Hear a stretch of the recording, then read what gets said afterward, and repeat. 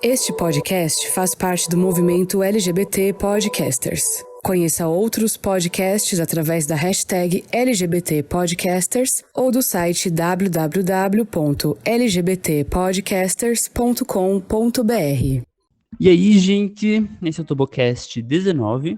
E antes da gente começar, eu tenho alguns recados. Estamos com uma campanha no site apoie-se/TurboCast_Tifa. O link tá na descrição. E a gente pede que, se puderem nos ajudar com qualquer valor, vai ser muito importante para que a gente possa melhorar e continuar com o TurboCast, que é um projeto de jornalismo crítico e informação de qualidade em tempos de fake news, de publicidade disfarçada, de informação, de perseguições à diversidade, à ciência e à cultura. Temos como tarefa não nos abater pelo ódio e pela perseguição. Continuaremos juntos com uma grande meta: amar, sermos felizes e valorizar a ciência, a cultura e o conhecimento. Essa será sempre a melhor vingança. Nada irrita mais os poderosos, cheios de ódio, que gente feliz, amada e que generosamente compartilha conhecimento, carinho e cultura. Também lembro que as redes do TurboCast estão abertas para sugestões, críticas e comentários. Basta nos procurar no Twitter, Instagram ou Facebook como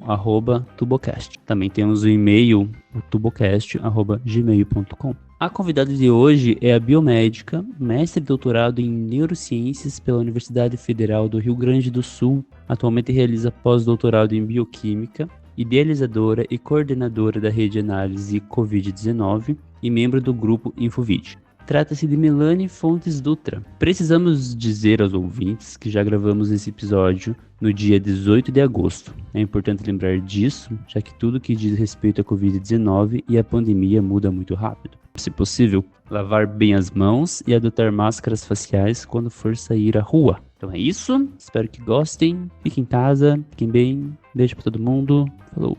Eu ia te perguntar, para você falar um pouco pra gente, quem é você, assim, pros ouvintes também, né? Então, meu nome é Melanie, né? Eu sou mais conhecida como Mel, por aí.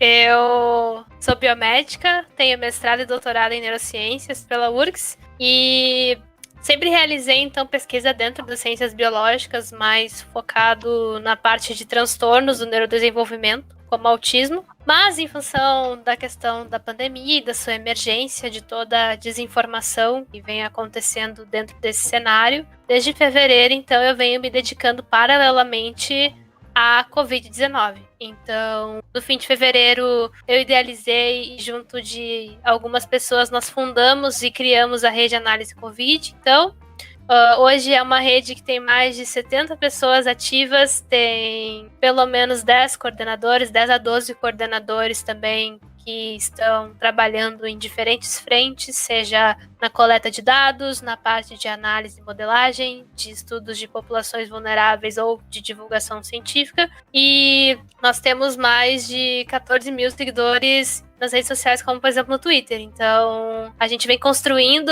essa inserção justamente na tentativa de levar uma informação com respaldo científico, com evidências de forma acessível para a população, para que ela tenha um contraponto para formar o seu senso crítico diante de tanta informação e desinformação que acontece dentro desse cenário. Então, eu acho que isso resume um pouco, pelo menos, o que eu faço, né? Pelo menos.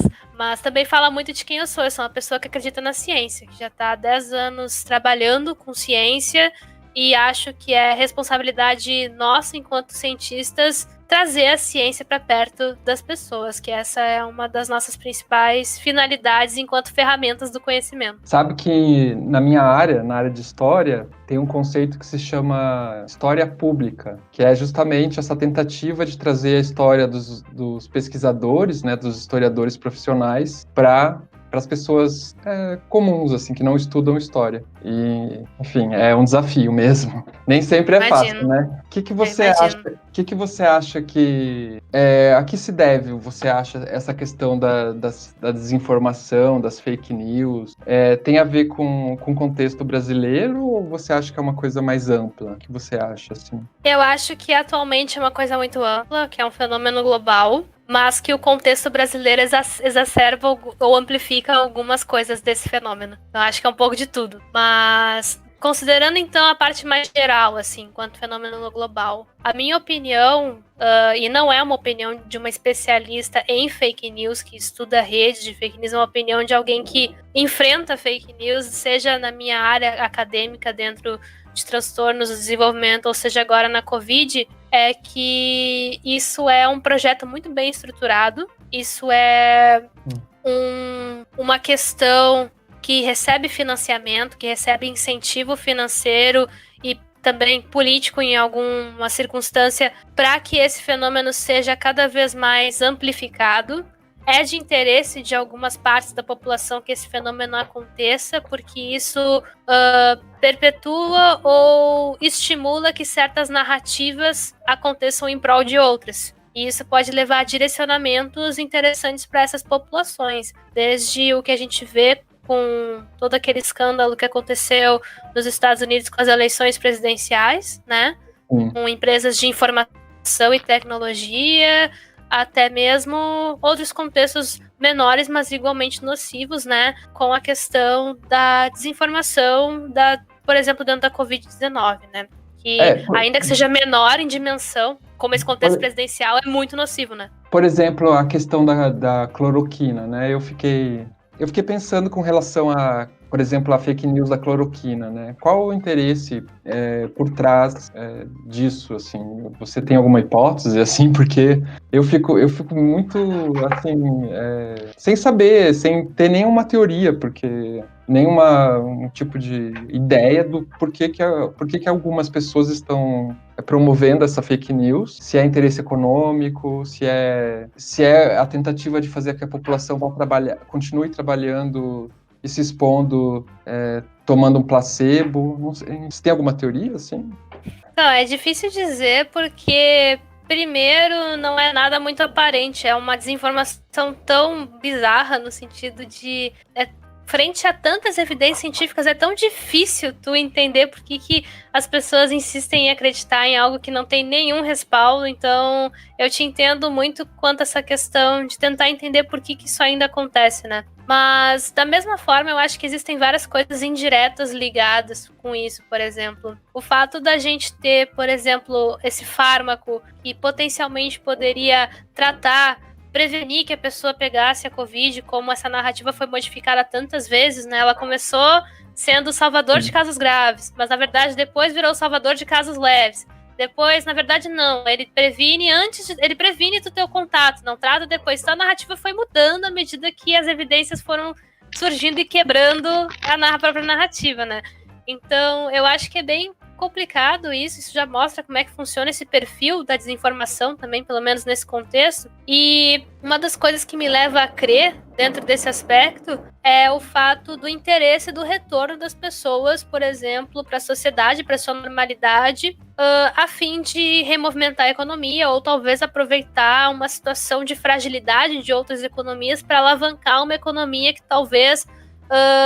sem um contexto desse tipo, não teria um lugar maior do que já tem, por exemplo. É difícil chegar numa conclusão, mas isso é uma coisa que já me ocorreu, assim, se daqui a pouco isso não poderia ser uma manobra política pra gente, todo mundo voltar e disparar economicamente na frente de quem tá fazendo um distanciamento, de quem tá tendo medidas de rigor quanto a aglomerações e tudo mais. Então, é uma questão que daqui a pouco pode indiretamente influenciar. Também tem questões políticas, né?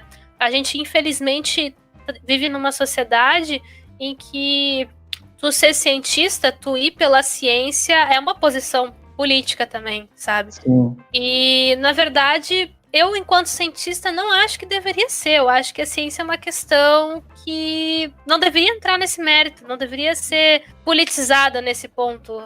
São as evidências, é a forma como a gente criou métodos, rigores e formas de entender o nosso mundo e saber o que é fruto do acaso e o que é fruto de alguma coisa que é o que a gente está, por exemplo, se propondo a investigar. Então, infelizmente, a gente está num contexto onde tu ser cientista... tu já tá assumindo uma posição política dentro desse aspecto, sabe? Então, tu criar essas questões que vão contra a ciência também é um posicionamento político e pertence a uma narrativa de um grupo. Então, dessa forma, tem uma questão política envolvida aí também, desse embate, né? de quem tem o controle da narrativa. Sendo que a ciência não está disputando o controle de narrativa nenhuma, ela está apresentando os fatos. E também pertence à ciência a crítica. O fato de tu, Guto, acreditar que, sei lá, o medicamento X funciona e tu trazer os artigos que mostram que funcionou, e eu, Mel, dizer não, eu acho que não funciona, eu li esses trabalhos aqui, então aqui, ó, a gente vai olhar os dois, ver o que um fez que o outro não fez, e a gente vai ver se daqui a pouco os meus artigos não têm uma força de evidência tão forte quanto os teus. Tu tá me trazendo um ensaio clínico randomizado, duplo cego, eu tô te trazendo um estudo de caso, um estudo observacional, né? Então, né, a gente vai construindo esse conhecimento. Então, eu acho que também pode ter isso envolvido. É difícil a gente bater o martelo e dizer o que tá por trás, porque se a gente soubesse, a gente entenderia, de fato, essas narrativas que levam ao ambiente da desinformação. Acho que é o grande desafio a gente entender de fato isso. Mas eu não consigo dissociar que isso possa estar envolvido, sabe? Para mim faz sentido dentro desse contexto essas coisas influenciarem, assim. Sim. E também, assim, uma coisa que eu sempre penso também, que talvez essas fake news, elas só encontram uma resposta por parte da população porque há um desconhecimento, né, por parte da maioria das pessoas de como a ciência funciona, de que, por exemplo, o funcionamento da ciência. Talvez que se a gente estivesse na escola, por exemplo, um ensino, por exemplo, em filosofia, talvez... eu sei que eu estou idealizando um pouco, mas... explicando um pouco como é que é o funcionamento da ciência, né, de método científico, para que as pessoas entendam, por exemplo, que eu outro dia estava vendo umas pessoas se irritando assim no Twitter por causa da questão da vacina, né? Toda semana tem a vacina que vai sair, ou uma que vai sair, não sai nunca. O que estão fazendo e tal? E aí a gente tenta explicar, né? Eu sei um pouquinho da questão das fases das vacinas, dos testes, porque eu sou voluntário num comitê de ética de uma pesquisa de uma vacina aqui em Curitiba. Então eu acabei aprendendo, digamos, mas a maioria das pessoas, mesmo pessoas com formação, às vezes não sabem, né, como é que funciona esse tipo de coisa e quão difícil é fazer ciência e fazer pesquisa, né, num contexto de disputa ideológica, assim, enfim, de narrativa. Com certeza. Acho que é bem por aí, Guto, se perguntar se é do interesse que as pessoas tenham esse aprendizado desde cedo, isso dentro da sua construção enquanto cidadão, né? Então, eu, por exemplo, tive filosofia no colégio, tive história da arte, e era uma disciplina que era a parte da própria história de artes, era uma disciplina só de história da arte, então eu considero isso um baita de um privilégio, um colégio ter essa preocupação de ensinar como a arte foi moldando e tratando, ilustrando questões sociais da época. Então era muito legal, porque o que eu tinha em história, eu estava também vendo paralelo em história da arte, paralelo em literatura, e também tinha uma cadeira de filosofia. Então com certeza não é nem a maioria que tem esse privilégio, sabe? E isso com certeza moldou a minha forma de entender as questões de uma forma mais ampla, multidisciplinar, talvez. Então a gente tem que se perguntar se isso é do interesse desse grupo que está no poder, desse grupo que constrói essas narrativas e que cria, então, todos esses cenários e esses ambientes, né? Eu acredito que não seja, e eu boto muita fé que não seja, até pelo próprio ataque que esses grupos fazem à ciência, aos cortes de verba que a gente vem sofrendo anualmente nas pesquisas e nos próprios financiamentos, assim, de pesquisadores, de fato. Corte das bolsas que a pós-graduação vem sofrendo. Então, é claro que eu estou trazendo para um contexto já mais acadêmico, assim, mais de ensino superior. Mas se a gente for olhar o ensino básico, não é um projeto que as pessoas tenham acesso a essas coisas, né? A esse tipo de discussão. A gente ainda tem, e faz parte, infelizmente, dessa narrativa, a própria desvalorização das ciências sociais, das disciplinas de humanidades, né? Eu imagino que, por exemplo, que é da história, o Julinho, que é da comunicação, vocês têm muito mais propriedade e lugar de fala para falar sobre isso do que eu, que sou das ciências biológicas. Então, eu também não quero falar sobre isso porque não cabe a mim, mas eu, enquanto pessoa, enquanto cientista que vejo também essas coisas acontecerem, eu fico assustada demais, assim, porque realmente isso mostra que não é do interesse, que a moral justamente é desmoralizar, é desestruturar, desarticular, porque é aí onde as pessoas têm a oportunidade de formar senso crítico, de formar um pensamento mais consolidado sobre as coisas e pensar com as próprias cabeças, entendeu? Então, eu acho que é bem isso que tu falou. É um projeto, né, como a gente está discutindo, e não é do interesse deles, definitivamente não é. E eu acho assim, não é só a responsabilidade, eu sei que isso é um outro papo mais complexo, talvez por uma outra oportunidade, mas não é só a responsabilidade do governo atual, né?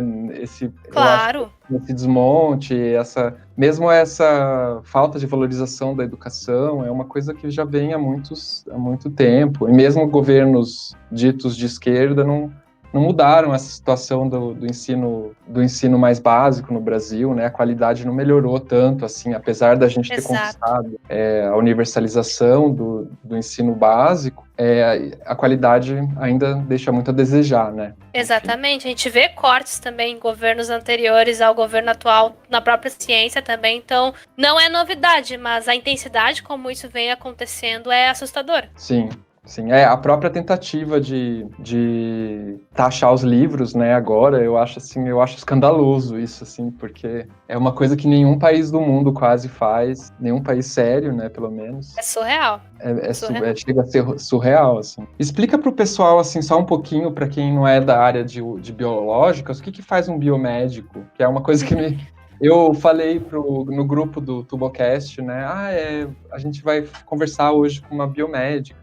E aí me perguntaram o que faz um biomédico, eu não sabia responder direito. Cara, eu acho que essa é a pergunta que todo mundo faz, o próprio biomédico, inclusive. O que um biomédico faz, né? Então, o biomédico, ele é um profissional de saúde também, e ele tem várias atuações. A gente tem mais de 30 habilitações dentro do nosso curso, assim. Então, que seria como se fosse uma especialização dentro da biomedicina, né? Então, algumas instituições focam o ensino da biomedicina, por exemplo, mais para a área acadêmica, que é o caso da URGS, enquanto outras focam mais para uma área mais clínica, no caso de análises clínicas ou alguma outra habilitação. Mas, no geral, o biomédico, ele é aquele profissional que ele atua em um laboratório, seja de pesquisa ou seja clínico. Pode também atuar em ambientes como centros de estética, centros de reprodução assistida. Então, ele é aquela pessoa que está ali na bancada, fazendo experimentação em diferentes contextos. Então, por exemplo, eu sou biomédica e a minha habilitação é em bioquímica e em análises clínicas. Então, eu tenho habilitação tanto para fazer pesquisas dentro da área de bioquímica, né? Por ter feito todo um trabalho de conclusão de curso, estágio dentro dessa área, como em análises clínicas, ou seja, trabalhar num laboratório, por exemplo, que faz diagnósticos de coronavírus, por exemplo. Trabalhar num laboratório que faz exames de sangue, exames de urina, exames de outros materiais biológicos. Mas a biomedicina é muito além disso. Tem colegas meus que trabalham em clínicas de reprodução humana, fazendo reprodução assistida, fertilização in vitro, outros que trabalham em biomedicina estética, enfim, em circulação extracorpórea, que é um troço que está sendo super importante na pandemia. Tudo aquilo que a gente vê da ECMO, da circulação, da oxigenação extracorpórea, que seria aquele pulmão artificial, como o pessoal se refere, que tem salvado a vida de tanta gente que está em caso grave da Covid, dando tempo para o pulmão se recuperar e tudo mais. Quem faz isso é um biomédico. Então, o biomédico tem habilitação para trabalhar com ECMO, por exemplo, com circulação extracorpórea. Então, o biomédico faz muitas coisas. Muitas dessas coisas não são exclusivas de um biomédico, mas ele é um profissional muito versátil, um profissional que tem uma base acadêmica muito forte e que é um excelente pesquisador. Isso é o que eu tenho mais vivência, então eu tenho muitos colegas excelentes pesquisadores que são biomédicos. Lá no comitê de ética que eu participo, tá? Uma das pessoas mais importantes lá é uma biomédica também, uma mulher, inclusive. Que legal. E eu tenho a impressão, assim, que... Não sei se é uma impressão, mas aí você me corrige se eu estiver errado. Na história, nas universidades particulares, se direciona mais para o ensino, que seria, digamos, uma coisa mais prática. Assim. E as universidades públicas, geralmente é mais pesquisa. Eu conheci alguns biomédicos e eu tive essa mesma impressão com relação profissão de vocês, que a formação das universidades públicas vai mais para pesquisa e as particulares mais para No mercado de análise trabalho. laboratorial, para o mercado, assim. Tem isso também? Ou não? Eu percebo um pouco isso às vezes, mas eu não sei também se é o fato da URGS focar muito, por exemplo, em pesquisa, tem uma pesquisa muito forte, né, nas instituições públicas, na URGS, na UFSPA, antiga fundação. Nesse caso, das universidades particulares, o que eu tenho visto é que muitas delas estão tendo pesquisa muito forte, muito relevante também, né? Por exemplo, a Fevale tem grupos que não só estão fazendo diagnóstico da Covid, como também fazendo pesquisas de ponta super relevantes quanto a isso. Na Unicinos, eu tenho uma colega, que foi minha colega da graduação, que publicou um trabalho excelente, uma meta-análise incrível sobre plasma convalescente. Então, a gente vê, assim, que algumas instituições podem acabar dando um foco mais no sentido de mercado de trabalho, mais clínico, enquanto outras acabam sendo mais acadêmicas, mas as oportunidades acabam não se excluindo, né? É possível fazer muita pesquisa boa nas privadas, da mesma forma que é possível direcionar minha formação dentro de uma pública para a parte clínica também. Legal, bom saber.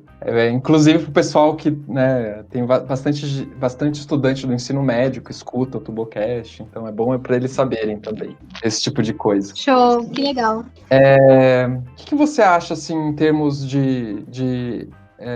a gente já falou isso várias vezes sobre as medidas que nós deveríamos estar tomando para evitar que a epidemia de Covid aumentasse no Brasil, né? Medidas que a gente deveria ter tomado. A gente já falou algumas vezes no Tubocast, mas você, assim, em termos pessoais, o que você acha que deveria ter, que o governo deveria estar fazendo e que não foi feito? Assim? Eu sei que é uma pergunta meio ampla, mas... Não, mas é muito relevante, Guto. Eu acho que o governo deveria estar fazendo o que nós, por exemplo, estamos fazendo, que é promover divulgação de informações respaldadas cientificamente, poder colocar em horários nobres, em horários de audiência, informações relevantes sobre a pandemia, instruções sobre a pandemia, convidar especialistas. Nós estamos, por exemplo, aqui fazendo podcast, eu já fiz várias lives, mas imagina que interessante seria se o governo promovesse lives com pesquisadores renomados que hoje estão em vários veículos de informação, trazendo informações legais, assim, sobre a pandemia, sabe? Tem os pesquisadores que a gente vê no Globo News, no Fantástico, imagina que legal se o governo tivesse trazido isso, sabe, num horário nobre, num horário com muita audiência e fosse instruindo a população. Talvez a gente tivesse uma adesão, uma compreensão maior sobre o que nós poderíamos estar fazendo melhor da pandemia já desde cedo, que é o que alguns países fizeram. Por exemplo, na Nova Zelândia, houve muita comoção também da população em adesão, porque eles tinham muita informação científica e bem respaldada sobre isso também. Então, não estou dizendo que existe um modelo assim para a gente seguir, mas tem coisas que a gente poderia ter feito, né? Poderia ter feito muito melhor. Isso é uma coisa, o governo se responsabilizar em ser comprometido com as ciências e evidências e também trazer isso para a população. Outra coisa é a população também entender que ela tem responsabilidade sobre isso. Que não é uma doença em que se eu sair, eu peguei e problema meu. Se eu sair e pegar, até eu manifestar os sintomas, até eu procurar algum auxílio para fazer esse diagnóstico, por exemplo, eu já transmiti para muita gente. Então não é um problema meu, é um problema da sociedade, sabe? Então muita gente acha que aquela saidinha não vai dar nada, ou que não sei o quê, mas pode ser nesses momentos em que alguma coisa pode acabar acontecendo, né? Não estou dizendo que nós temos também que viver num grande isolamento, porque isso não é nem factível, né, Guto? A gente precisa sair para ir no mercado, pagar alguma conta. A gente também não pode viver em completo isolamento, como é esse caso. Mas a questão é, se a gente souber que nesses momentos em que a gente vai sair, a gente não pode se aglomerar, a gente tem que usar máscara, que é errado eu ir lá na Redenção ou num parque da cidade, enfim, só pelo rolê, sabe? Tipo, é esse senso que faltou, sabe? A sociedade se responsabilizar pelas suas ações frente à pandemia também. E isso é muito sério, porque a culpa não é só dela sobre isso, é o fato também de que os governos, talvez, não mostraram, não apresentaram a seriedade que a pandemia traz.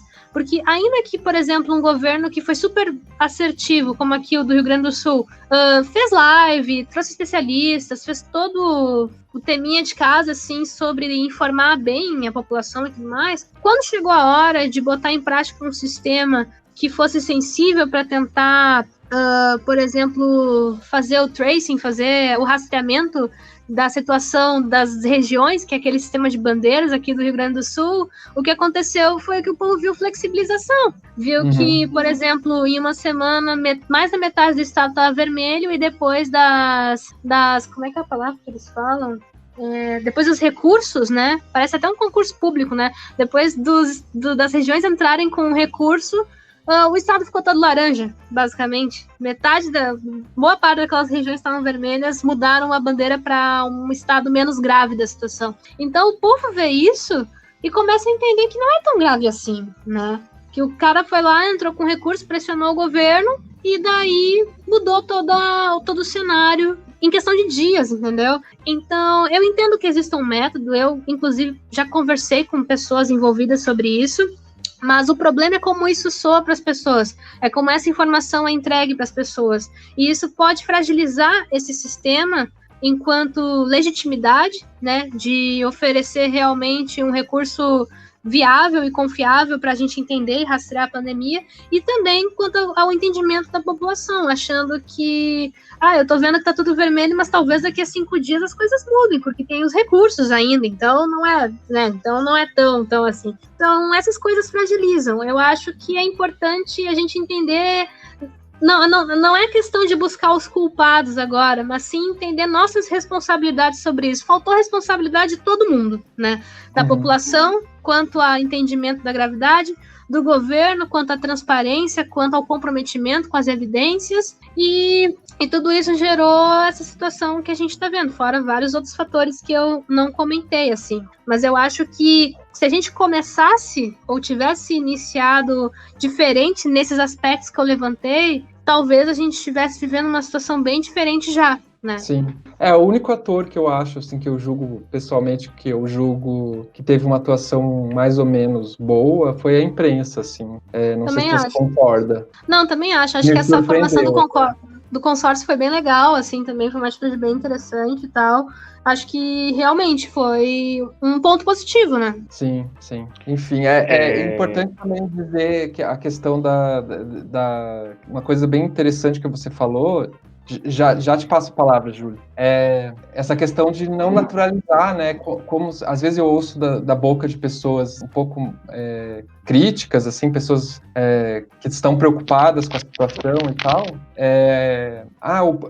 essencializando o povo brasileiro, como se o povo brasileiro não leva nada a sério, né? Então, claro que tem a responsabilidade da população, né? Mas também faltou mesmo isso que você falou, assim, que é o poder público, né, dar informação coerente, porque aqui, por exemplo, em Curitiba, às vezes a gente tinha a secretária municipal de saúde, que é uma pessoa séria, falando, fiquem em casa, sejam responsáveis, façam distanciamento social, usem máscara. E aí o prefeito, no dia seguinte, falava, vocês podem ir no parque, tudo bem, não faz mal. Então eram informações contraditórias vindas da prefeitura. Assim, então, a responsabilidade, claro que a gente tem que reconhecer que a população tem a sua parte de responsabilidade, mas a responsabilidade do poder público é muito maior, né? Com certeza. E é muito mais grave, né, Guto? Sim, sim. Eu sempre comento aqui que quando teve a primeira semana de quarentena, todo mundo usava máscara bonitinho, ninguém saía, todo mundo ficava em casa. Aí, menos de um mês, tipo umas 2 semanas depois, já estava tudo na rua.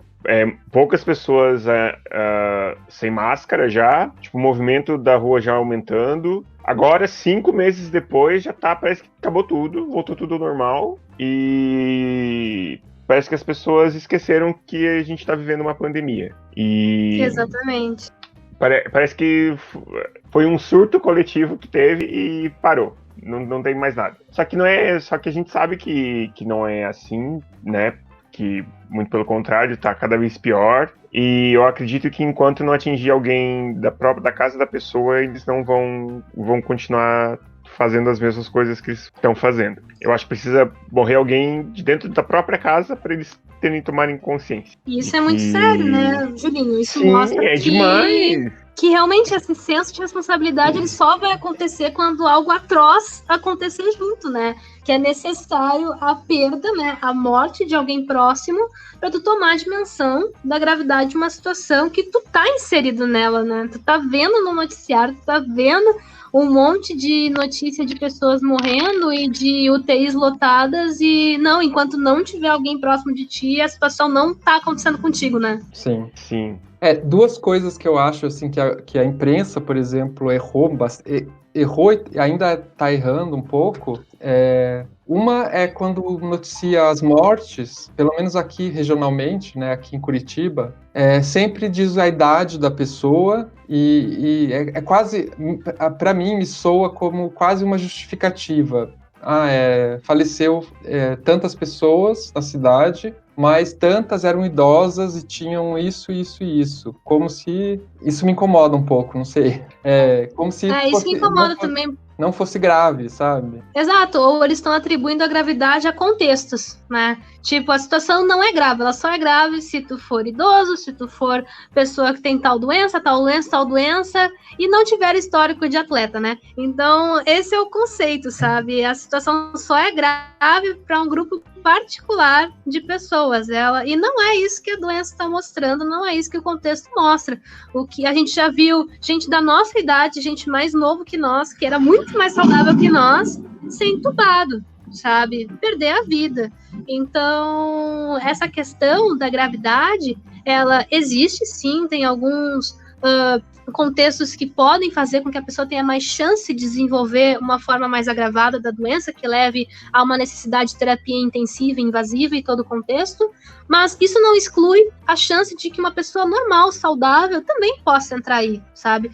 Então, eu acho que isso é uma questão que não é claro para a sociedade. Eu já ouvi de muitas pessoas próximas de mim que, se eu pegar a Covid não vai ser grave, não tem como saber. Eu espero que, se infelizmente tu pegar, que realmente não seja grave, que seja realmente uma gripezinha, um negócio que vai passar por ti, tu vai ficar ali, talvez ruinzinho, 1, 2, 5 dias, depois vida que segue, bola pra frente, sabe? Espero de coração mesmo que isso aconteça com as pessoas que acabarem se contaminando, infelizmente.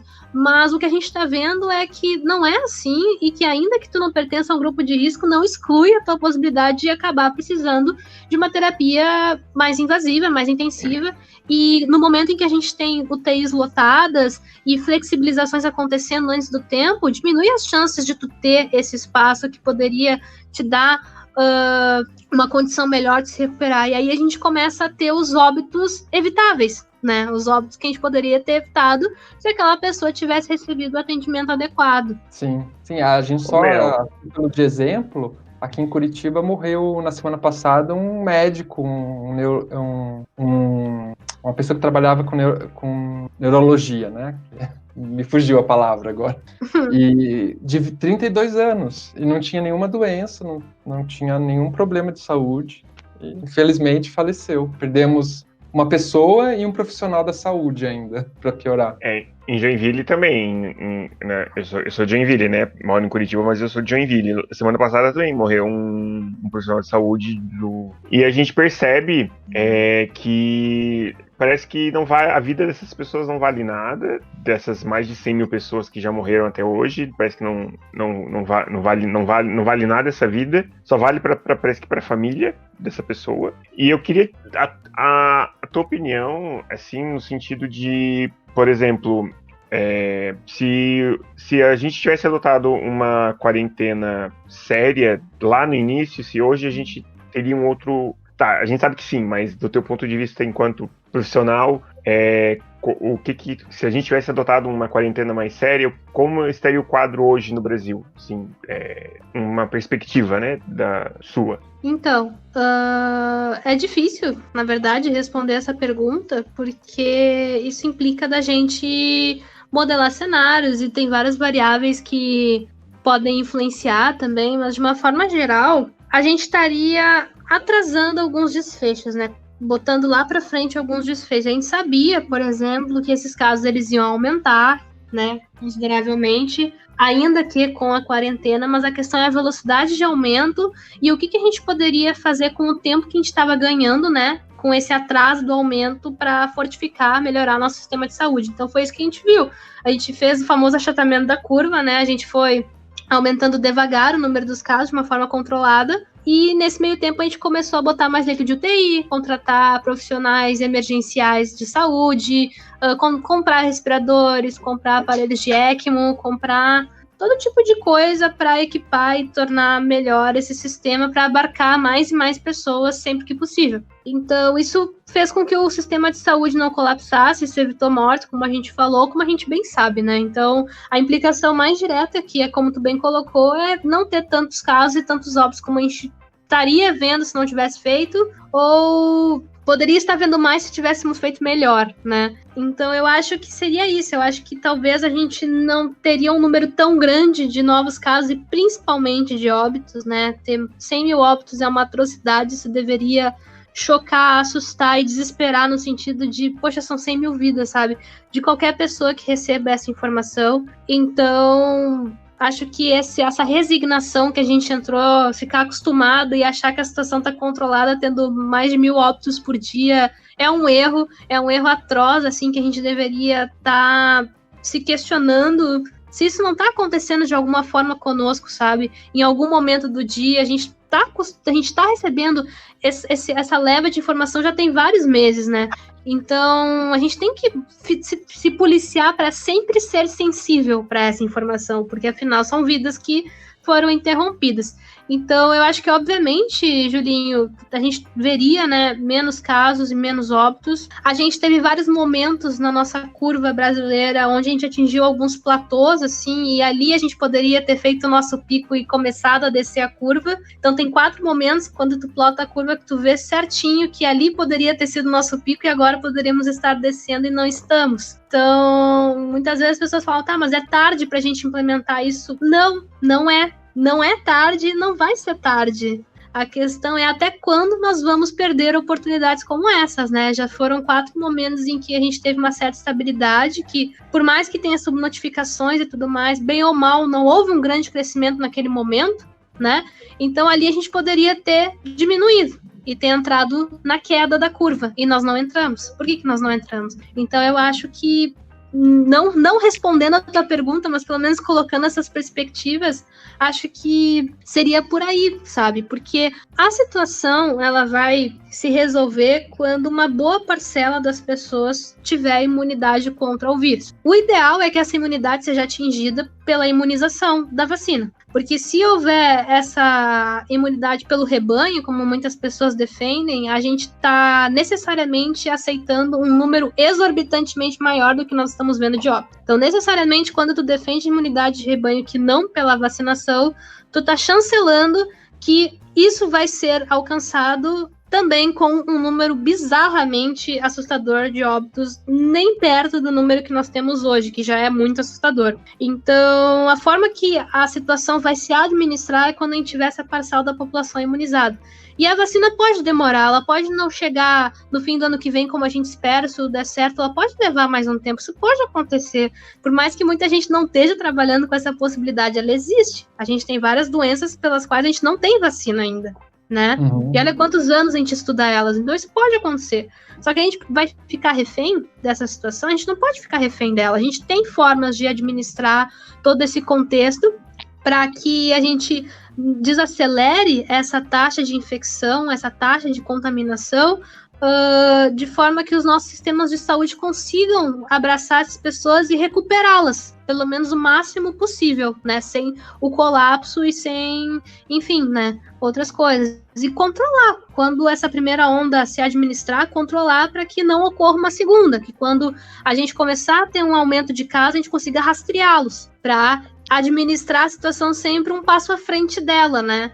É muito mais fácil a gente investir para estar um passo à frente do que tudo que nós estamos investindo para tentar voltar alguns passos atrás, né? Que é muito difícil e a gente não conseguiu fazer ainda, né? Sim, sim. E assim, o que você acha que em termos, as pessoas que estão ouvindo a gente aqui conversar, o que elas deveriam fazer? O que seria, digamos, na sua opinião, em termos pessoais mesmo, em termos individuais? O que eu, Augusto, tenho que fazer para contribuir, fazer a minha parte? Eu queria falar disso claramente para deixar bem claro para as pessoas o que é fazer a parte delas, né? A gente deu um exemplo agora há pouco sobre ir ao parque, por exemplo, correr ou passear e tal. Eu tentei, na semana passada, explicar para várias pessoas que ir ao parque não era uma coisa legal no momento, porque a gente está tendo uma explosão de casos em Curitiba ainda, as UTIs estão lotadas, e muitas não entendem.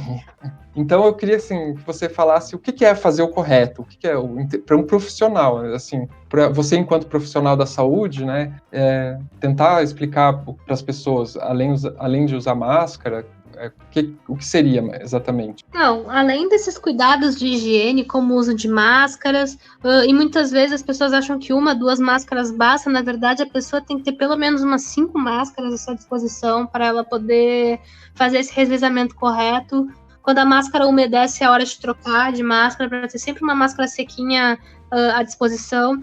Então, tem várias coisas que a pessoa pode fazer, se atentar para isso, ter um protocolo higiênico no sentido de lavar sempre as mãos com água e sabão. Não precisa ser sabão muito especial, qualquer sabão basta, na verdade, no caso dos vírus. Também a questão da etiqueta respiratória, cobrir o rosto quando for tossir e não levar a mão para o rosto depois de tossir, higienizar a mão daí. Se não puder ser com sabão, que tenha um álcool gel à sua disposição, a gente tem várias formulações de bisnaguinhas, pequenininhos, grandinhos, enfim, tem álcool gel de todos os tipos, não tem desculpa, tem álcool gel que cabe no bolso, sabe? Então não tem desculpa para a gente não cuidar um pouquinho disso melhor. Essa questão, por exemplo, de fazer exercícios físicos é importante, mas precisa ser com outra pessoa, precisa ser aglomerado, precisa ser num parque, não poderia ser em casa, não poderia ser alguma coisa mais ali na tua rua, no momento onde não tenha muita gente, e seguido de uma boa higienização tua depois. Então, tudo é uma questão do que você quer fazer, né? Então, isso é um lance. Outra coisa também é quanto às nossas roupas, né? A gente que sai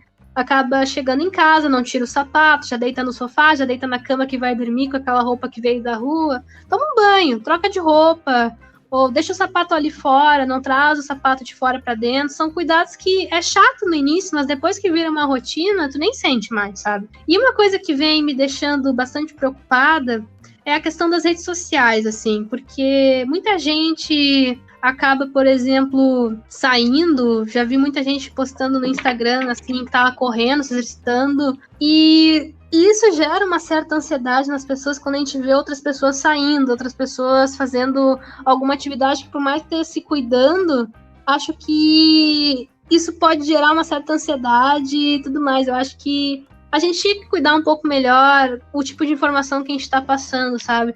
Porque não adianta tu postar isso e fazer um story seguinte dizendo, pra quem vier me criticar, eu tava de máscara, eu tava isso, tava aquilo.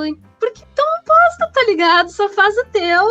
E, tipo, acho que isso é um lance que a gente deveria... Que a sociedade não está pronta para ter essa conversa. É isso que eu acho. Mas que isso prejudica bastante a situação, nem que seja um pouquinho, de uma forma indireta. Causa uma certa ansiedade. Então, eu acho que é importante a gente cuidar, assim, o que a gente faz, o que a gente traz para dentro de casa. E dentro de casa também, não compartilhar copos, não compartilhar toalhas, não compartilhar nada, assim, sabe? Ter as suas coisas. A gente aqui em casa tá lavando 4 vezes mais o volume que a gente normalmente lava, porque cada um agora, mais do que nunca, usa a sua toalha de rosto, a sua toalha, troca de roupa com uma frequência muito grande. Então, as coisas aumentaram muito. Isso também implica num custo, mas é uma questão de prevenção, né? São coisas que, se tu puder fazer, faça, né? A gente também tem que entender que nem todo mundo tem esse acesso, como, por exemplo, eu tenho, tu tem. Então, a gente tem que pensar dentro do contexto de cada pessoa, sabe? E esse é um lance que eu sempre deixei muito aberto, assim, meus contatos nas redes sociais, porque eu citei que essas dicas, por exemplo, é de quem tem acesso ao saneamento básico, quem pode pagar conta de água, quem pode se dar esse luxo, né? E nem todo mundo pode. Então eu sempre deixei aberto assim para a pessoa que quiser uma explicação mais para o seu contexto, trazê-lo para a gente ir pensando junto. Porque ainda que a gente não chegue no ideal, a gente pode estabelecer pelo menos alguma coisa que é factível, que já ajuda aquela pessoa, já ajuda um pouco mais o contexto dela. A gente tem que ser sensível para isso também, né, Guto? Então acho que a mensagem final é tipo, faz o teu, sabe? Sim. Faz o teu dentro do que tu consegue fazer, porque não é sobre só se proteger, é proteger os outros também.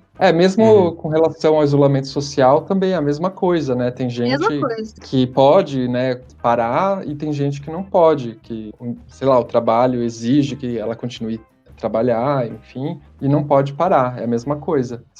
O que eu quis dizer, assim, é com relação mesmo a questões um pouco menores, assim, por exemplo, agora aqui em Curitiba, quando eu estava preparando aqui, eu estava lendo algumas coisas para a gente conversar, antes da gente conversar, e eu vi que a bandeira vai passar de laranja para amarela aqui em Curitiba na terça-feira que vem, sendo que a situação nas UTIs ainda são super graves, né? Sim. A gente tem o relato de profissionais da saúde falando que está tudo lotado e não tem vaga, nem nos hospitais particulares, inclusive. E aí, na matéria que estava falando sobre isso, eles dizem que vão abrir os bares. E aí, assim, o mais louco é que, além de abrir os bares, a Associação dos Bares de Curitiba vai entrar com uma ação contra a prefeitura para não cumprir para ter o direito de não cumprir as normas determinadas pela prefeitura. Então a gente vê que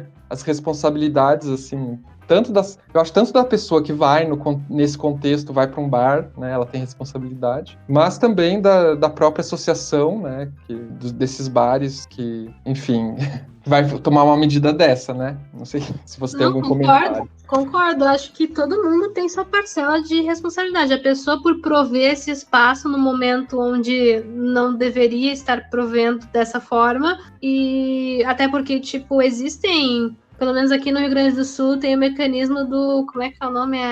Desses delivery, assim, que esses lugares podem funcionar se tu no sistema pegue leve ou delivery, né? Não de sentar lá e fazer todo o rolê. Então, não é que esses bares não podem funcionar, só tem que funcionar de acordo com o novo contexto, exatamente.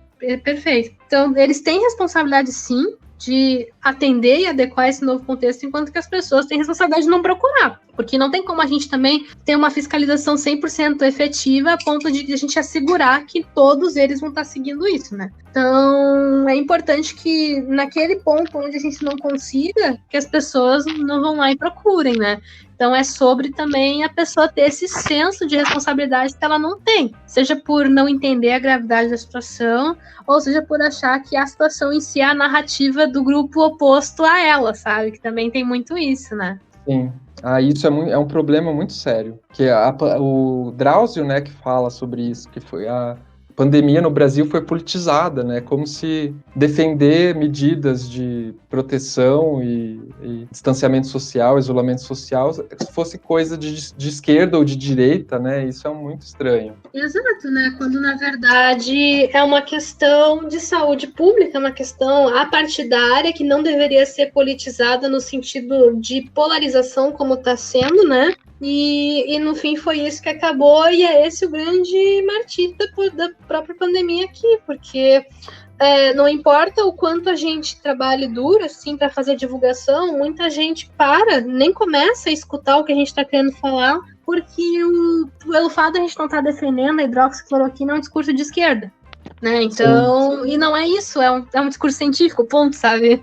Então é muito complicado isso. Sim. E a gente tem exemplos fora do Brasil, né, de governos, por exemplo, que são de orientações diversas e que tomaram atitudes corretas de distanciamento social. Acho que o Julinho lembrou disso. Falei que se a gente pegar o governo da Austrália, que é de direita, e o governo da Nova Zelândia, que é de esquerda, eles tomaram a mesma atitude. Então, não é uma questão política já, né? Já é uma questão mais... Ali foi uma questão de humanidade, que era o que devia ter acontecido aqui, em outros lugares. Mas não é muito o que acontece.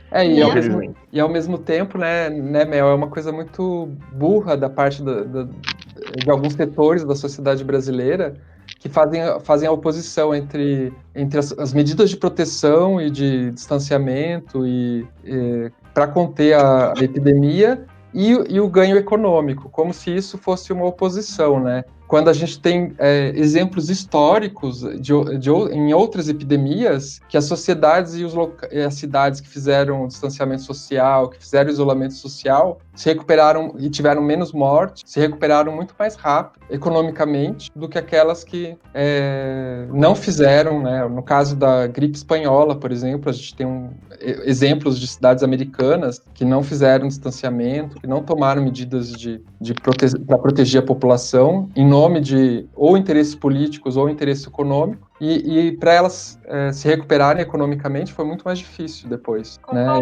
Enfim. O Mel, tem duas perguntas que eu quero fazer, que eu não posso esquecer. Uma que é com relação às vacinas, assim, que eu acho que é outro erro da imprensa, que eu ia comentar aquela hora, que é falar das vacinas como se fosse uma coisa, não explicar direito, não toda a imprensa, claro, né? Tem pessoas fazendo trabalho excelente, mas falar dela como se fosse uma coisa que vai aparecer a semana que vem, né? É um erro que eu acho que está acontecendo.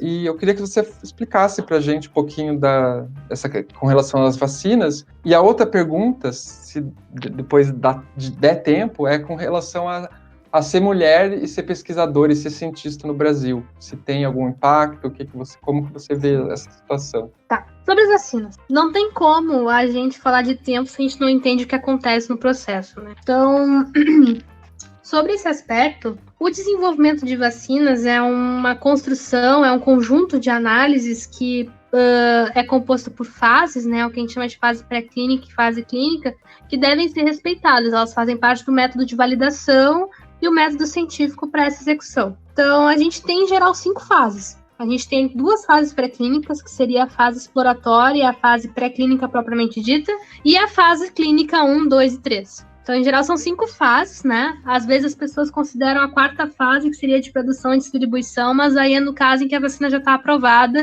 então seria um outro momento. Mas vamos considerar 5 fases. Então, na primeira fase exploratória, a gente precisa primeiro identificar qual molécula, proteína, parte do agente infeccioso em questão do nosso vírus é promissor fazer uma resposta contra. Então, é promissor fazer uma resposta contra a proteína que envolve o material genético do vírus, desestabilizando ele? É legal fazer uma resposta contra a proteína que se liga na nossa célula e faz a infecção?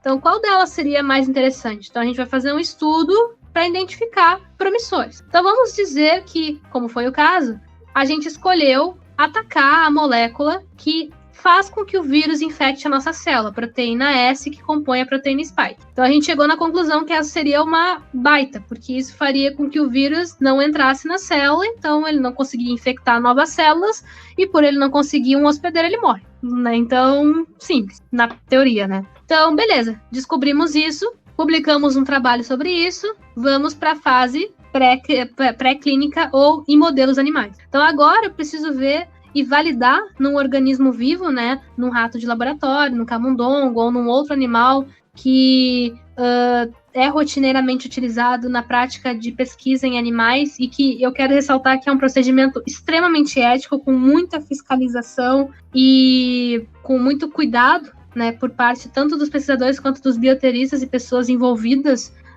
no cuidado desse animal que está em experimentação. E é um procedimento necessário, ele não pode ser substituído ainda, infelizmente, ele é necessário. Então eu vou validar nesse organismo vivo, vou ver se esse organismo vivo monta uma resposta contra isso. Então aqui eu já vou começar a dar uma investigada quanto à segurança, se o organismo monta uma resposta que não é muito disfuncional e acabe prejudicando ele, quanto à toxicidade dessa proteína dentro do organismo.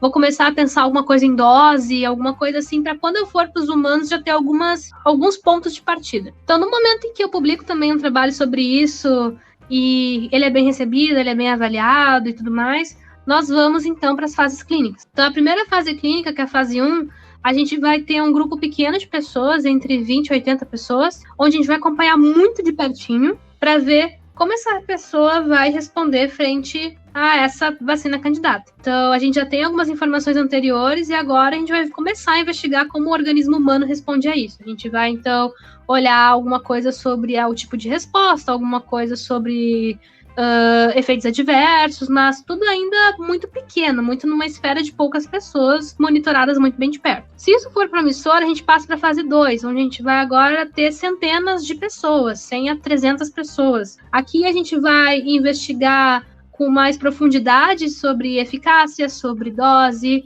sobre o esquema que a gente vai fazer essa vacinação, porque tudo isso tem que estar muito bem documentado para o estudo de larga escala, que é o da fase 3, e nós vamos também dar uma investigada no tipo de resposta. Em casos emergenciais, como a gente está vendo aqui da Covid, a gente pode flexibilizar e fazer a fase 1 junto da 2, que é o que a gente viu em alguns trabalhos publicados pelas candidatas das vacinas, em que elas trazem os dados da fase 1/2. Eu posso fazer as duas juntas nesse caso, para dar uma agilizada no processo. No entanto, eu não posso agilizar, simplificar, reduzir a fase 3. Porque a fase 3 eu vou usar milhares de indivíduos, até centenas de milhares de indivíduos, para buscar aqueles efeitos adversos raros, para bater o martelo se a minha vacina confirma a segurança, a eficácia, a resposta que eu venho vendo nas outras fases e principalmente se ela protege. Essa é a fase que vai investigar se a vacina é capaz de te proteger. Então, mesmo que tu monte uma resposta contra essa proteína, não necessariamente essa resposta vai te proteger. Então, eu preciso ver se a pessoa que fez a soroconversão, ou seja, montou uma resposta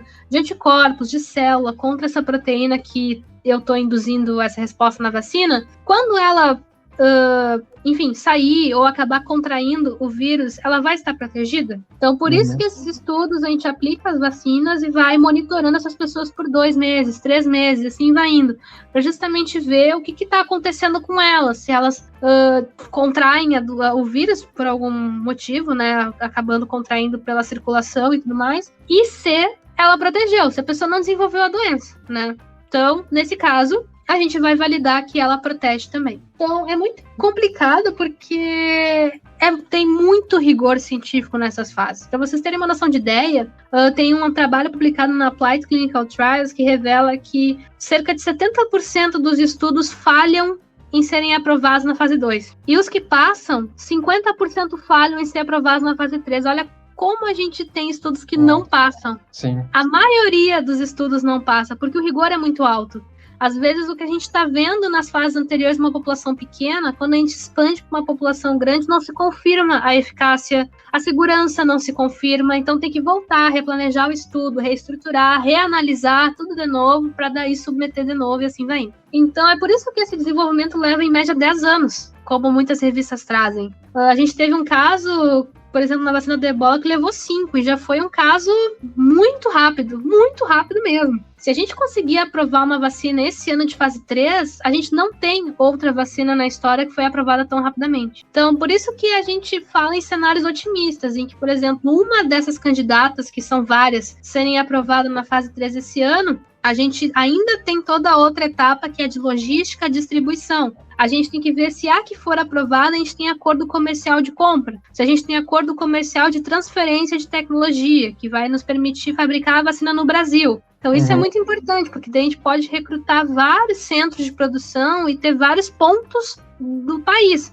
A gente tem que lembrar que o Brasil tem uma dimensão continental. Não é fácil fazer uma campanha de vacinação rápida num país gigante como esse, né? Sim. Então, é que nem eu falo, pessoal, aqui em Porto Alegre, eu sei que ele teve 4 fases para vacinar contra a gripe. E eu tô falando, tipo, de Porto Alegre, Rio Grande do Sul, sabe? Imagina Covid, Brasil, na emergência que é, né? Então, a gente tem que ter logística, tem que ter distribuição, tem que ter produção, tem que ter insumo, né? Porque para tu ter uma vacina, nesse caso, pela forma como elas estão sendo feitas, eu preciso de uma injeção, então eu preciso ter seringas, preciso ter esses insumos também disponíveis em ampla escala para poder fazer. Se a vacina requerer mais de uma dose, é o dobro de insumos que eu preciso ter. Então, a gente tem que ir pensando sobre isso, sabe? E isso a gente poderia já estar fazendo, entendeu? Isso eu acho que a gente poderia já estar adiantando, já pensando, por exemplo, a fila de prioridade, quem vai receber a vacina primeiro. Então, é estratégico que os profissionais de saúde recebam primeiro, que os grupos de risco recebam primeiro, porque, enfim, são pessoas que estão mais expostas nesse caso, né? Seja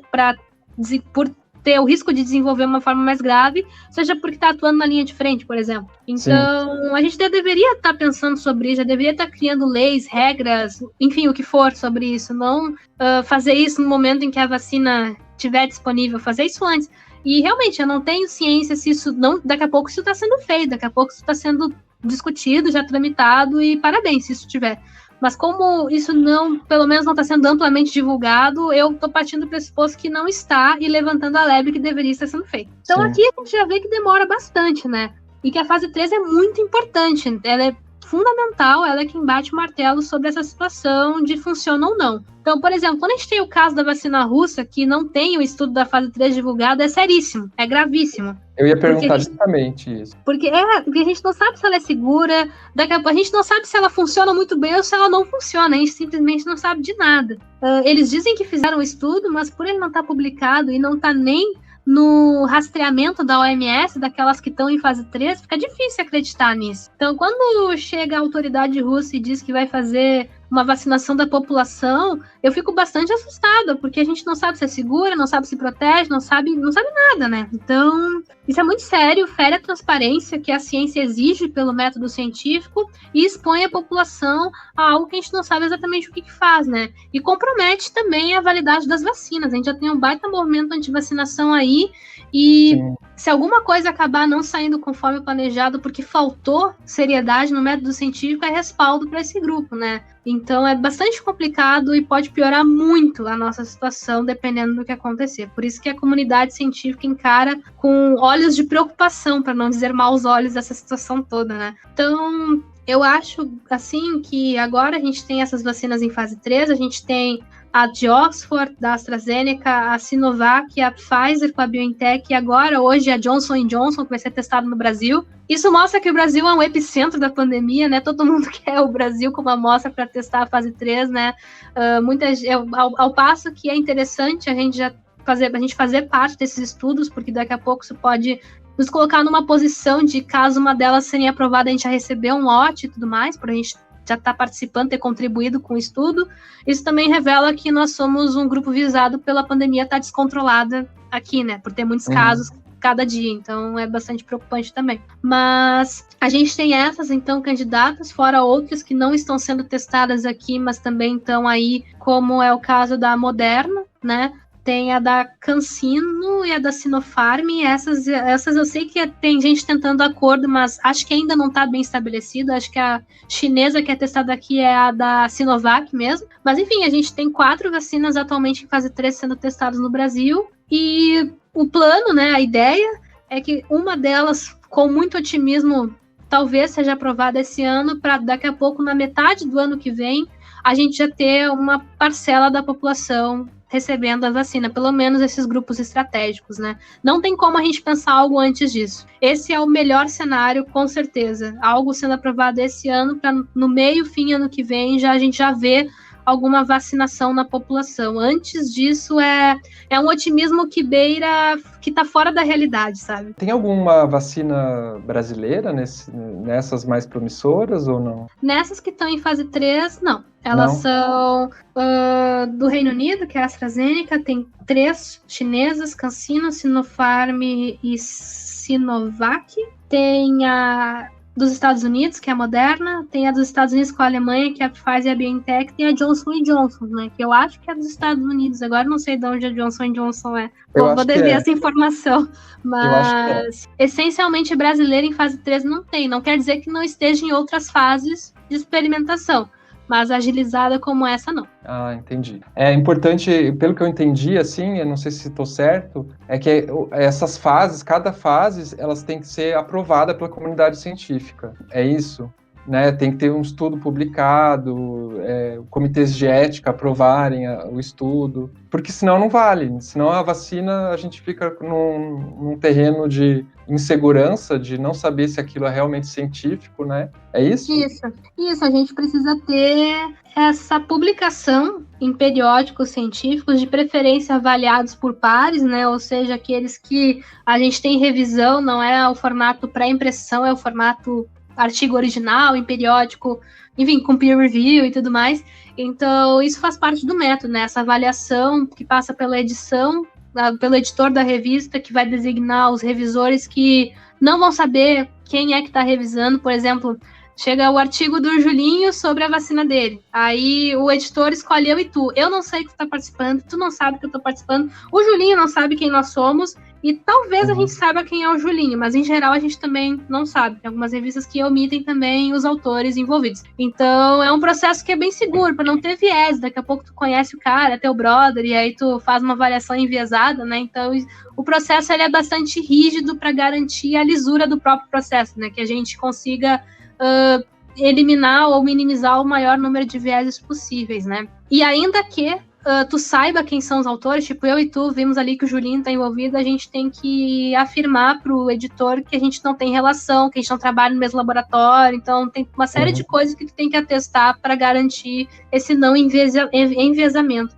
Então, sim, essas vacinas, elas precisam passar por esse método, e depois de passar por esse método, toda a comunidade científica vai ter acesso a esses artigos para também fazer seu debate, né? Claro, claro. Então, daqui a pouco um artigo é publicado e tem alguma coisa errada, alguma coisa estranha, e a própria comunidade levanta. Foi o caso, por exemplo, daquela empresa que tinha dados de pacientes que acabou que o grupo de autores foi lá e usou, mas tinha problemas aquele grupo de pacientes que usaram, e por causa da discussão que toda a comunidade científica levantou, a revista se posicionou cobrando dos autores uma justificativa. Então a comunidade científica tem muito poder sobre essa discussão.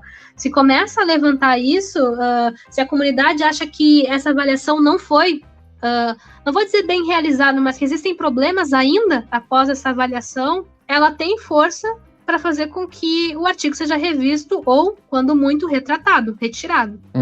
Entendi. É bem importante o pessoal entender essas fases. Eu sei que é um processo complexo, né? Mas para entenderem que não se faz uma vacina de um dia para a noite, né? E que Exatamente. esses critérios têm que ser cumpridos para a gente não ter um vale tudo aí, né? Senão a coisa fica complicada. A gente tem que ter critérios para saber até em quem confiar, né? Perfeito. É uma coisa muito séria, uma vacina, eu acho. A gente discutiu sobre isso quando a gente falou sobre a vacina do HIV com o Edu, né? Então, mas é sempre bom a gente repetir, porque talvez a quem está ouvindo esse episódio não ouviu do Dr. Eduardo, então é sempre bom a gente repetir como é que funciona. E legal, é uma boa dica para quem estiver escutando, para escutar esse episódio, até você, se você não escutou, esse episódio sobre a vacina do HIV, que vai ter alguns testes aqui em Curitiba, aqui no Paraná, né? E lá também a gente explica um pouquinho, conversa um pouco sobre isso, sobre essas fases, sobre esses critérios científicos. É importante a gente discutir esse tipo de coisa. É o 8, tá? Se vocês quiserem ouvir, é o episódio 8. Fale pra gente sobre como é ser pesquisadora, cientista, enquanto mulher no Brasil. É um desafio, né, pessoal? Eu lembro muito bem, quando eu estava no ensino médio, foi muito difícil para mim fazer a escolha de ir para ciência, né?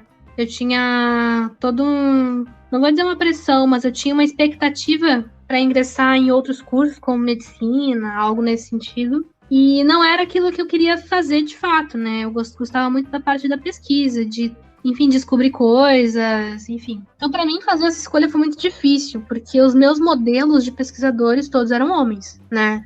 Eu ouvia falar nas aulas de física do Einstein, do Maxwell, do Faraday, quando muito da Marie Curie, sabe? E era só naquele micro momento que alguém falava de radiação, sabe? Que muitas vezes nem era abordada, assim. Em biologia, a gente ouve falar muito do Darwin, do Watson e do Crick.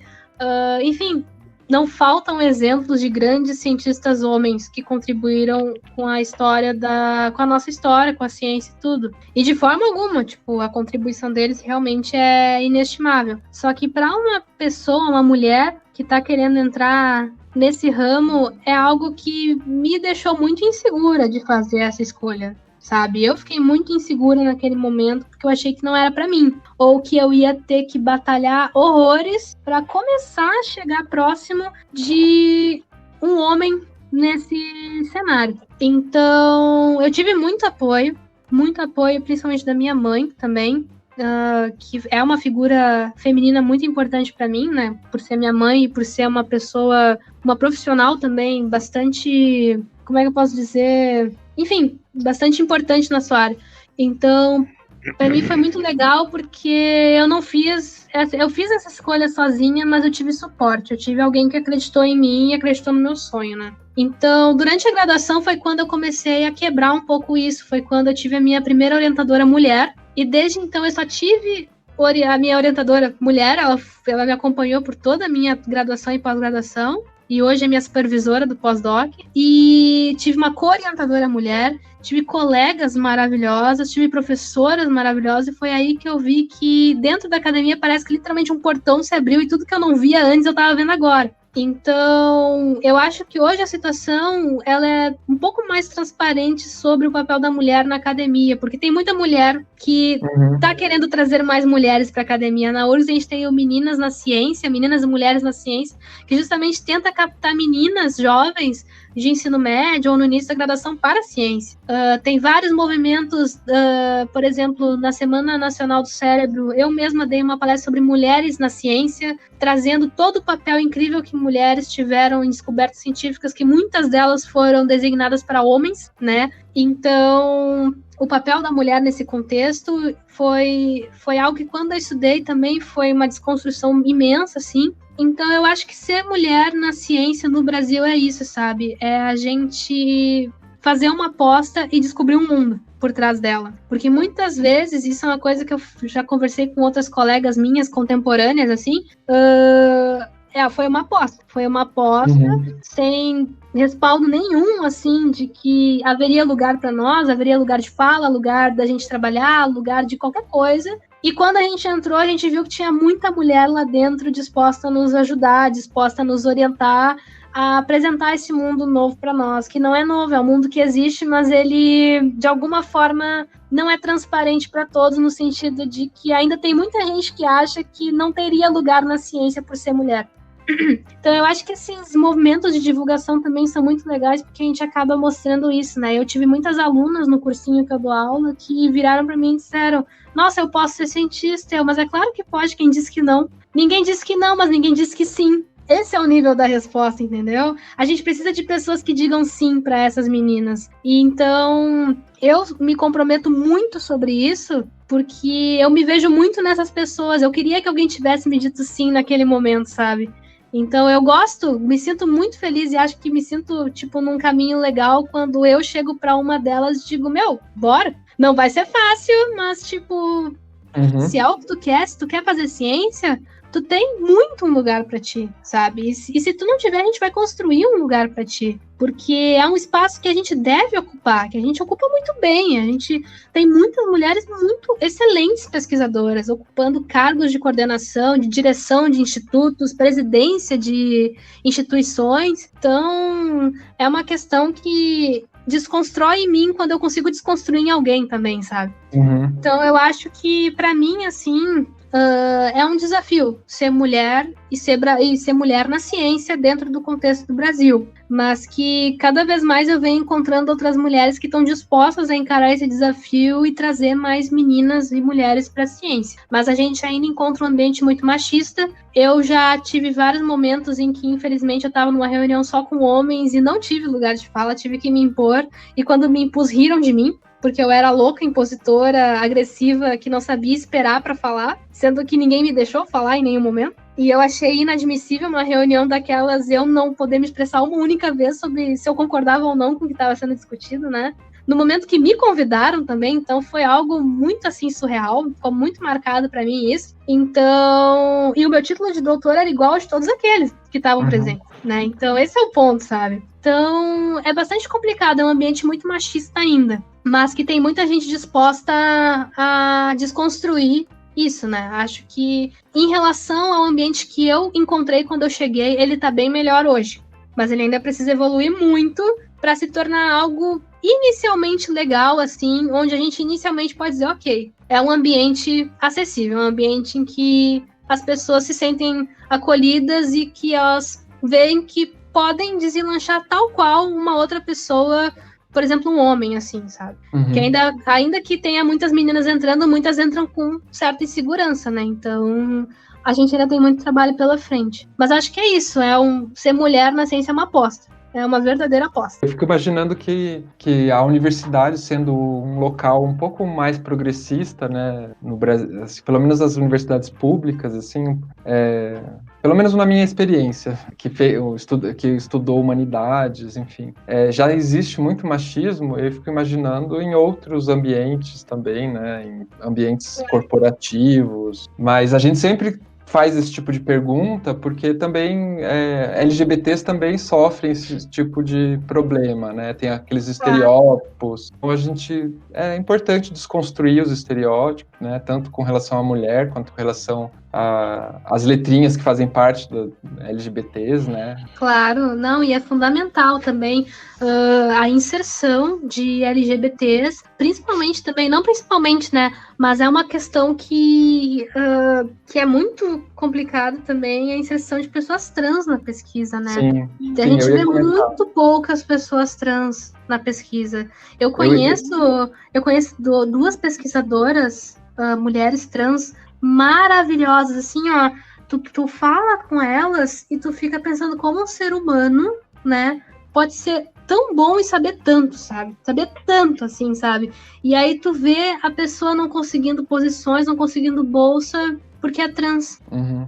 Me diz o que tem a ver, sabe? É uma questão dela? Então, eu não sei como trazer isso num termo melhor, mas eu particularmente não gosto da palavra questão, porque muitas vezes as pessoas tratam isso como, tipo, isso é um problema dela. Não é um problema, entendeu? Isso não, de longe não é um problema. Então, eu tento, sei lá, botar as coisas nos termos mais adequados, mas acabo não encontrando eles, às vezes. Uhum. Mas, enfim, a grande questão é que isso não tem nenhuma relação com as potencialidades dela, a cognição dela, o quão ela pode pegar todo um contexto ali e botar pra frente e trazer outras ideias, sabe? E aí eu vejo essas meninas não conseguindo bolsa, não conseguindo uma posição num departamento, por causa de preconceito, sabe? Por uma bobagem imensa na cabeça de uma pessoa, sabe, tão pequena, que não consegue aceitar simplesmente outras pessoas. Então, eu fico bastante estarrecida, assim, até peço perdão, porque eu me emociono quando eu digo, porque eu fico puta, pessoal, eu fico puta real com essa história, sabe? Uhum. Porque são pessoas incríveis que não têm as mesmas oportunidades que eu tenho. E eu, por minha vez, não tenho as oportunidades que meus colegas homens têm. Então, na verdade, é uma reação em cadeia de várias questões horríveis, sabe? E se a gente pensar mesmo por outro lado, assim, inverter o raciocínio, quem perde é a ciência, né? Quem perde é a ciência. Coisa. Porque são pessoas exato, potencialmente incríveis que a gente está perdendo, né? Que por motivos diversos, tanto por ser mulher, ou por ser trans, ou por ser gay, enfim. Exatamente. São ações que afastam pessoas com potencial da ciência, né? Enfim. Isso, e não é só na ciência, né, Guto? É em qualquer ambiente. Sim. A ciência é o que a gente está focando, mas todos os outros ambientes também têm esses preconceitos embutidos, sabe? É muito sério o que acontece. A gente tem... Bom, tu acompanha, né, os estudos do pessoal com populações vulneráveis. A gente já mostrou ali nos nossos próprios grupos alguns resultados sobre a exposição que pessoas trans acabam tendo em relação ao novo coronavírus e tudo mais, e é assustador, assim, sabe, como essas populações são vulneráveis em múltiplos contextos, e tudo isso, indiretamente ou diretamente, é fruto de uma sociedade preconceituosa, sabe? Então a gente vai encaminhando para o final, né, gente, porque a gente já passou 1h30. Teria mais assunto, mas fica para a próxima. Então, claro, com certeza. No final, assim, a gente só faz não sei se você quer fechar com alguma coisa, indicar alguma coisa pro pessoal que está escutando. Sim. Eu queria indicar a banda da minha irmã, eu queria convidar todo mundo para acessar o Instagram deles, é insta.metanoia, eu posso mandar para vocês também, que lá tem o link de onde eles vão lançar o primeiro single deles chamado Girassóis, é uma banda autoral aqui da cena de Porto Alegre, que eu indico muito. Bom, eu tenho conflito de interesse, que é a minha irmã, né? Já estou declarando ele abertamente que eu tenho conflitos de interesse, mas é muito bom, vale muito a pena. É uma gurizada que tá fazendo um trabalho bem legal e tá querendo contribuir aí no cenário da música. Mas é de qualidade, Mas- senão você não indicaria, né? Eu, pelo menos, sou assim. Não, óbvio. Óbvio que eu não indicaria se não valesse a pena. Imagina. Vale Não muito é a pena. porque. Não é porque é a irmã que a gente vai indicar, né? Qualquer coisa. Claro. Com certeza, óbvio. Só repete o nome pro pessoal que tá ouvindo, que às vezes não pegou. De Instagram, insta.metanoia. Vou indicar uma coisa que eu já indiquei, na verdade, mas eu quero indicar de novo, que é um filme, um média-metragem que tem no YouTube, tem em outros serviços de streaming também, que se chama Sócrates, que é um filme muito legal, até se você tiver tempo, Mel, que Vou discute dar uma a olhada. questão da vulnerabilidade de setores da juventude brasileira. E toca nas questões, tanto na questão de classe, quanto questão racial, na questão LGBT também. É um filme bem interessante, assim, que foi feito justamente para se trabalhar com jovens na sala de aula, mas que, além de tudo, é um filme de qualidade. Então, eu estou indicando pela segunda vez. Então tá, Mel, muito obrigado. Gente, eu que agradeço vocês pela oportunidade, pelo espaço. E esse foi o Tubocast, nas vozes de Guto, Julinho e Moinfã Vitor. Pauta e roteiro por Augusto Mena Barreto. Edição de som por Júlio Ferreira. Identidade visual Gussauro. Redes sociais Guto e Julinho. Fiquem em casa, fiquem bem.